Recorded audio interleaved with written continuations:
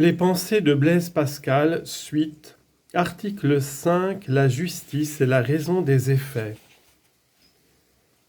Dans la lettre de l'injustice peut venir la plaisanterie des aînés qui ont tout. Mon ami, vous êtes né de ce côté de la montagne, il est donc juste que votre aîné ait tout. Pourquoi me tuez-vous ? Il demeure au-delà de l'eau. Pourquoi me tuez-vous ? Ah, quoi, ne demeurez-vous pas de l'autre côté de l'eau ? Mon ami, si vous demeuriez de ce côté, je serais un assassin et cela serait injuste de vous tuer de la sorte. Mais puisque vous demeurez de l'autre côté, je suis un brave et cela est juste. Sur quoi la fonderait-il l'économie du monde qu'il veut gouverner ? Sera sur le caprice de chaque particulier ? Quelle confusion ! Sera sur la justice ? Il l'ignore. Certainement, s'il la connaissait, il n'aurait pas établi cette maxime la plus générale de toutes celles qui sont parmi les hommes, que chacun suive les mœurs de son pays. L'éclat de la véritable équité aurait assujetti tous les peuples, et les législateurs n'auraient pas pris pour modèle, au lieu de cette injustice constante, les fantaisies et les caprices des Perses et des Allemands. On la verrait plantée par tous les États du monde et dans tous les temps, au lieu qu'on ne voit rien de juste ou d'injuste qui ne change de qualité en changeant de climat. 3 degrés d'élévation du pôle renversent toute la jurisprudence. Un méridien décide de la vérité. En peu d'années de possession, les lois fondamentales changent. Le droit à ces époques, l'entrée de Saturne au Lion, nous marque l'origine d'un tel crime. Plaisante justice qu'une rivière borne. Vérité au-deçà des Pyrénées, erreur au-delà. Il confesse que la justice n'est pas dans ses coutumes, qu'elle réside dans les lois naturelles connues en tout pays. Certainement, il le soutiendrait opiniâtrement si la témérité du hasard qui a semé les lois humaines en avait rencontré au moins une qui fût universelle. Mais la plaisanterie est telle que le caprice des hommes s'est si bien diversifié qu'il n'y en a point. Le larcin, l'inceste, le meurtre des enfants et des pères, tout a eu sa place entre les actions vertueuses.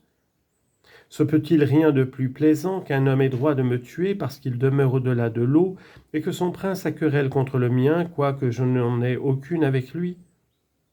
Il y a sans doute des lois naturelles, mais cette belle raison corrompue a tout corrompu. Nihil amplius nostrum est, quod nostrum dicimus artis est, ex senatus consultis et plebiscitis crimina exercentur, ut olim viciis sic nunc legibus laboramus. Traduction. Il n'y a plus rien qui soit nôtre, ce que nous appelons nôtre relève de la Convention. Citation de Cicéron.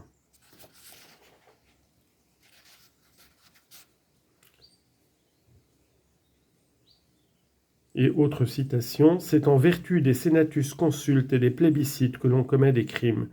Citation de Sénèque.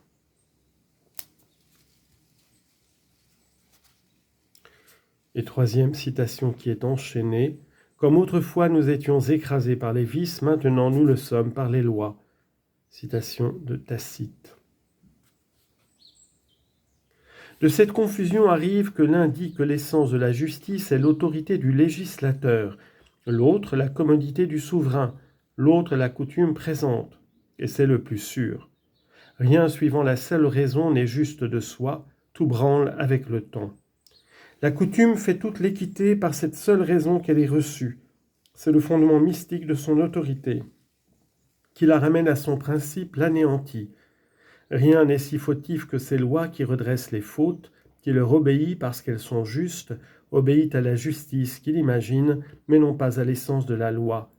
Elle est toute ramassée en soi, elle est loi et rien davantage.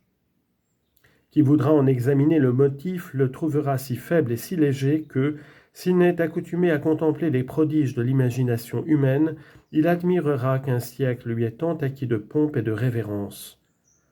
L'art de fronder, bouleverser les États et d'ébranler les coutumes établies en sondant jusque dans leurs sources pour marquer leurs défauts d'autorité et de justice. Il faut, dit-on, recourir aux lois fondamentales et primitives de l'État qu'une coutume injuste a abolies. C'est un jeu sûr pour tout perdre, rien ne sera juste à cette balance. Cependant, le peuple prête aisément l'oreille à ses discours.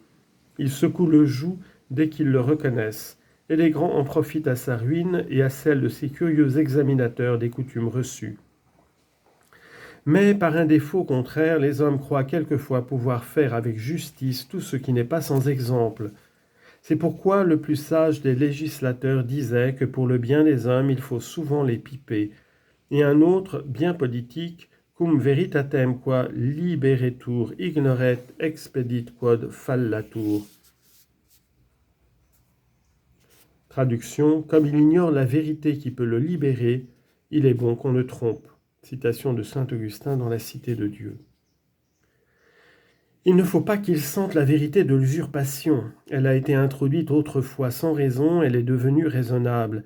Il faut la faire regarder comme authentique, éternelle, et en cacher le commencement, si l'on ne veut qu'elle ne prenne bientôt fin. Mien, tien. Ce chien est à moi, disaient ces pauvres enfants, c'est là ma place au soleil. Voilà le commencement et l'image de l'usurpation de toute la terre.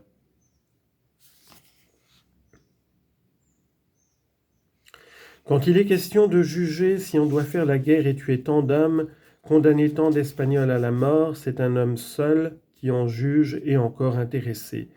Ce devrait être un tiers indifférent. Veri iuris, du véritable droit. Et de la pure justice, nous ne tenons pas un modèle solide et positif, nous n'en avons qu'une ombre et des images. Citation de Cicéron.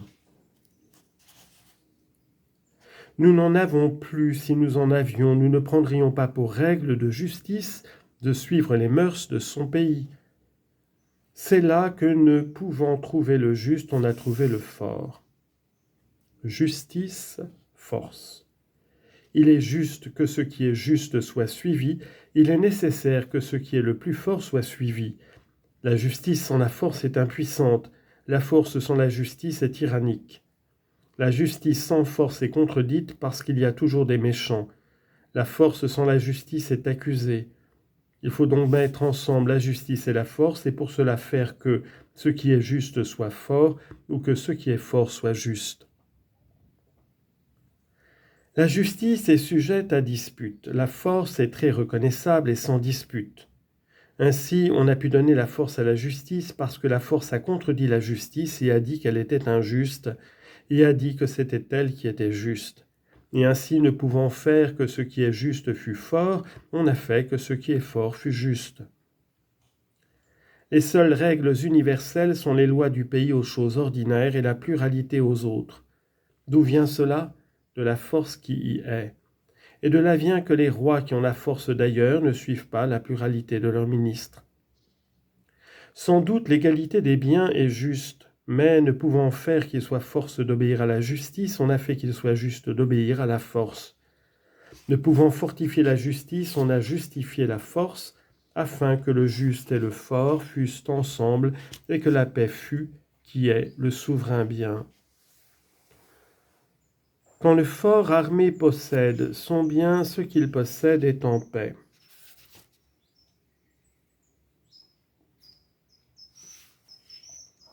Pourquoi suit-on la pluralité ? Est-ce à cause qu'ils ont plus de raison ? Non, mais plus de force.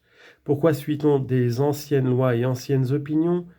Est-ce qu'elles sont les plus saines ? Non, mais elles sont uniques et nous ôtent la racine de la diversité. C'est l'effet de la force, non de la coutume, car ceux qui sont capables d'inventer sont rares, les plus forts en nombre ne veulent que suivre et refusent la gloire à ces inventeurs qui la cherchent par leurs inventions. Et s'ils s'obstinent à la vouloir obtenir et mépriser ceux qui n'inventent pas, les autres leur donneront des noms ridicules, leur donneraient des coups de bâton. Qu'on ne se pique donc pas de cette subtilité, ou bien qu'on se contente en soi-même. La force est la reine du monde et non pas l'opinion, mais l'opinion est celle qui use de la force. C'est la force qui fait l'opinion. La mollesse est belle selon notre opinion. Pourquoi ? Parce que qui voudra danser sur la corde restera seul. Et je ferai une cabale plus forte de gens qui diront que cela n'est pas séant. Les cordes qui attachent le respect des uns envers les autres, en général, sont cordes de nécessité, car il faut qu'il y ait différents degrés. tous les hommes voulant dominer et tous ne le pouvant pas, mais quelques-uns le pouvant. Figurons-nous donc que nous les voyons commençant à se former. Il est sans doute qu'ils se battront jusqu'à ce que la plus forte partie opprime la plus faible et qu'enfin il y ait un parti dominant. Mais quand cela est une fois déterminé, alors les maîtres qui ne veulent pas que la guerre continue ordonnent que la force qui est entre leurs mains succédera comme il leur plaît. Les uns la remettent à l'élection des peuples, les autres à la succession de naissance. Et c'est là où l'imagination commence à jouer son rôle. Jusque-là, le pouvoir force le fait. Ici, c'est la force qui se tient par l'imagination en un certain parti. En France, des gentilshommes, en Suisse, des roturiers, etc. Ces cordes qui attachent donc le respect à tel et à tel en particulier sont des cordes d'imagination. Les Suisses s'offensent d'être dits gentilshommes et prouvent leur rupture de race pour être jugés dignes de grands emplois. Comme les duchés et royautés et magistratures sont réels et nécessaires à cause de ce que la force règle tout, il y en a partout et toujours. Mais parce que ce n'est qu'une fantaisie qui fait qu'un tel ou un tel le soit, cela n'est pas constant, cela est sujet à varier.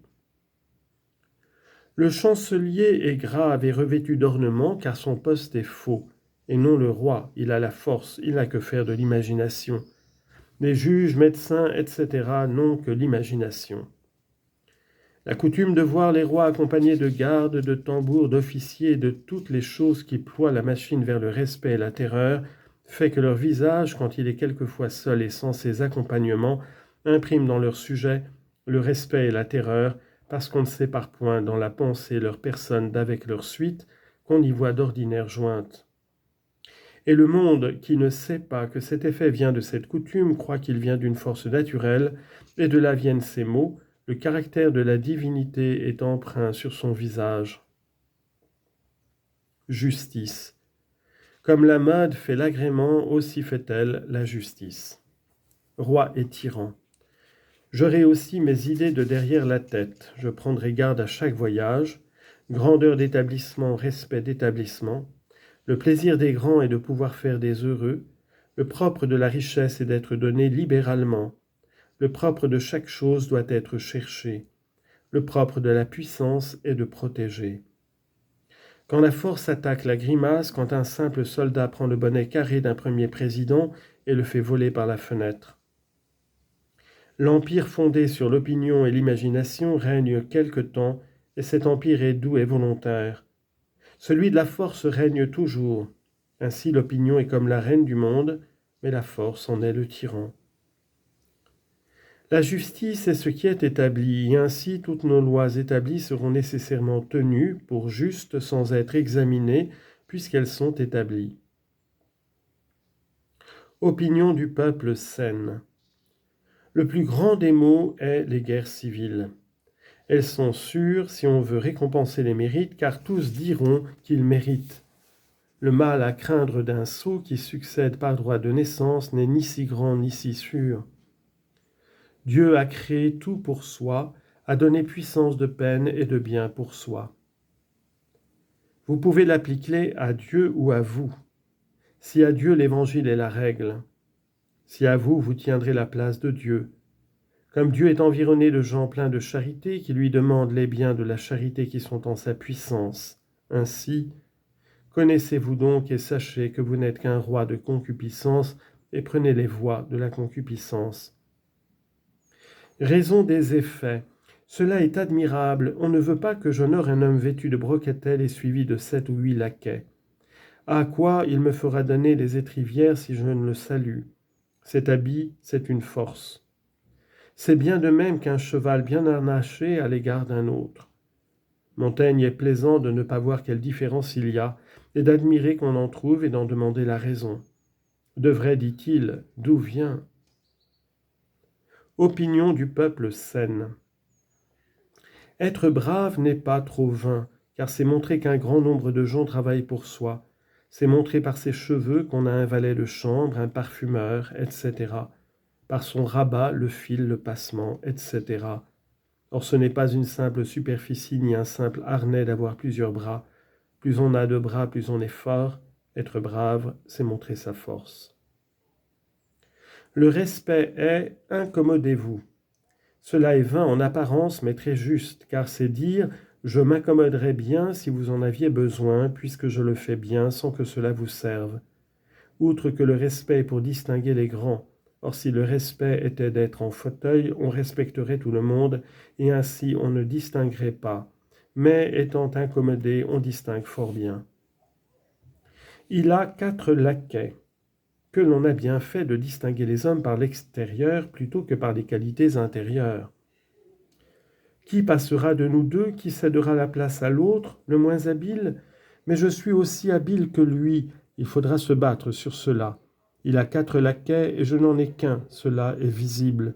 Il n'y a qu'à compter, c'est à moi à céder, et je suis un sot si je le conteste. Nous voilà en paix par ce moyen, ce qui est le plus grand des biens.